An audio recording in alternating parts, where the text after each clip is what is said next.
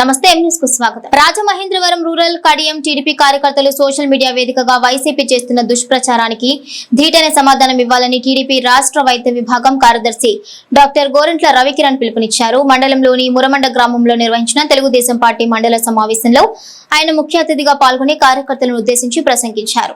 ఈ సందర్భంగా ఆయన మాట్లాడుతూ ప్రభుత్వంతో పాటు తెలుగుదేశం పార్టీ చేపడుతున్న అభివృద్ధి సంక్షేమ కార్యక్రమాలను ప్రజలకు తీసుకెళ్లే బాధ్యత కార్యకర్తలదేనని రవికిరణ్ స్పష్టం చేశారు. గ్రామ స్థాయిలో జరిగే ప్రతి అభివృద్ధి పనిని ప్రజలకు తెలియజేసేలా సోషల్ మీడియాను సద్వినియోగం చేసుకోవాలన్నారు. సమావేశంలో పార్టీ పరిశీలకుల కంటే కేశవరావుకు ఘన సత్కారం నిర్వహించగా ఎంపీపీ ప్రసాద్, తెలుగు రైతు రాష్ట్ర ఉపాధ్యక్షులు మార్గాని సత్యనారాయణ, మండల అధ్యక్షుడు వెలుగుబంటి నాని, మాజీ సర్పంచ్ డాక్టర్ వెంకటాచలం, బీసీసీఎల్ ప్రధాన కార్యదర్శి చెల్లుబోయిన శ్రీనివాస్ తదితర నాయకులు ప్రసంగించారు. ఈ సమావేశంలో పలువురు టీడీపీ నాయకులు ప్రతిపాటి రామారావు చౌదరి, దేవల రామ్మోహన్ రావు, గుర్రపు సత్యనారాయణ, గన్ని రామారావు, వట్టికుటి దత్తుడు, షేక్ మీరబాబు, కాయల సత్యనారాయణ, మిద్దె గోపిగౌడ్, కోటిపల్లి కిరణ్ కుమార్, తూళూరి శేషు, పల్లి సురేష్, కర్ర వీరభద్రరావు, పిల్ల వెంకట్రావు తదితరులు పాల్గొన్నారు.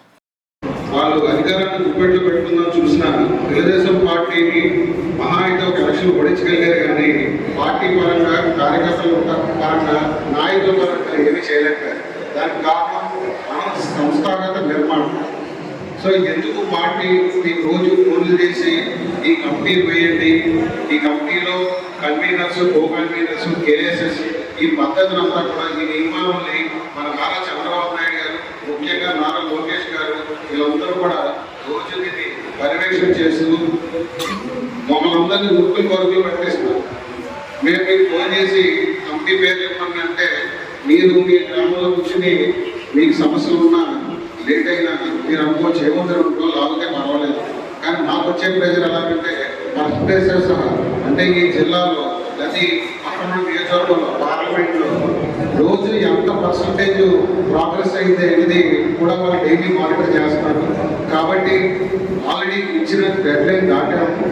నేను ఇక్కడ ఉన్న నాయకులందరికీ కోరేదంటే ముఖ్యంగా ముందుగా నూతన గ్రామ కమిటీలకి అధ్యక్షులు, అదేవిధంగా కమిటీ సభ్యులందరికీ కూడా నా కంగ్రాచులేషన్స్. ఈ కొత్త కమిటీ అనేది సంస్థాగతం. మనందరూ కార్యకర్తలే, నేను కార్యకర్త, మీరు కార్యకర్త. ఇది మనకి పార్టీ అవసరాలు బట్టి ఈ కమిటీ పేర్లు ఉంటాయి. కమిటీలో వేసిన వారే పనిచేయాలి, మిగతా వాళ్ళు అంత మన బాధ్యత లేదనుకోవద్దు. అందరికీ సమాన బాధ్యత ఉంది. మీ అందరికీ కూడా మీ వీధిలో, మీ ఊర్లో, మీ గ్రామంలో జరిగే అభివృద్ధి, మీ దగ్గర జరుగుతున్న అభివృద్ధిని ఫాలోఅప్ చేయండి. ఎమ్మెల్యే గారు ప్రతిసారి విజిట్ వచ్చినప్పుడు ఏం చెప్తున్నారంటే మీకు ఒక రోడ్డు కానీ, డ్రైన్ కానీ, ఒక ట్యాంక్ కానీ ఏదైనా ప్రభుత్వం ద్వారా ఎమ్మెల్యే గారి ద్వారా అయినప్పుడు అది ఆయన శంకుస్థాపన చేసి వెళ్ళిన తర్వాత ఫాలోఅప్ చేసుకోవాల్సిన బాధ్యత నాయకుడు. ఫాలోఅప్ అంటే అలాగా అక్కడ పని సక్రమంగా జరుగుతుందా, అపోజిషన్ ఈ ఏదైతే మంచి కార్యక్రమాన్ని ఏదైనా అడ్డంకులు క్రియేట్ చేస్తున్నారు.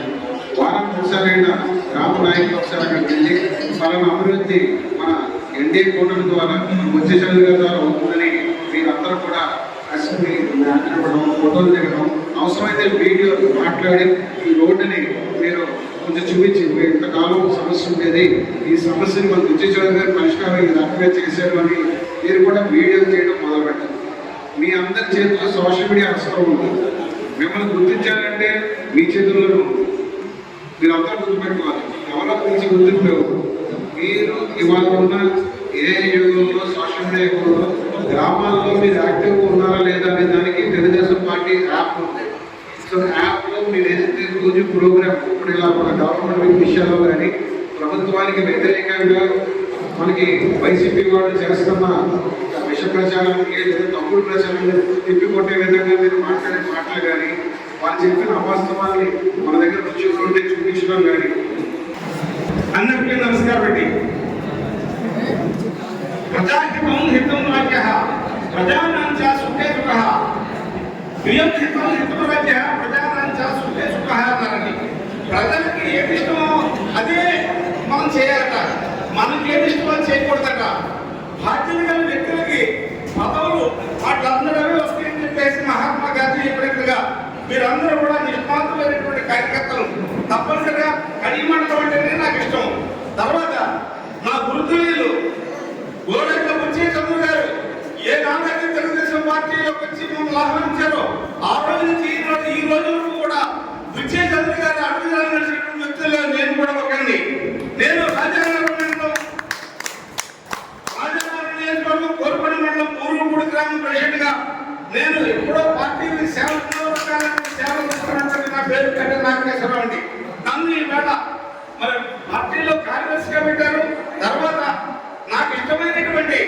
కడియం మండలానికి నన్ను పరిశీలన పంపించడం నా అదృష్టంగా భావిస్తున్నానండి. ప్రతి గ్రామంలో మా కడియం ఉందంటే 10-15 గ్రూపులు ఉన్నాయి. అలాగే మీ గ్రామాల్లో ఉన్నాయి.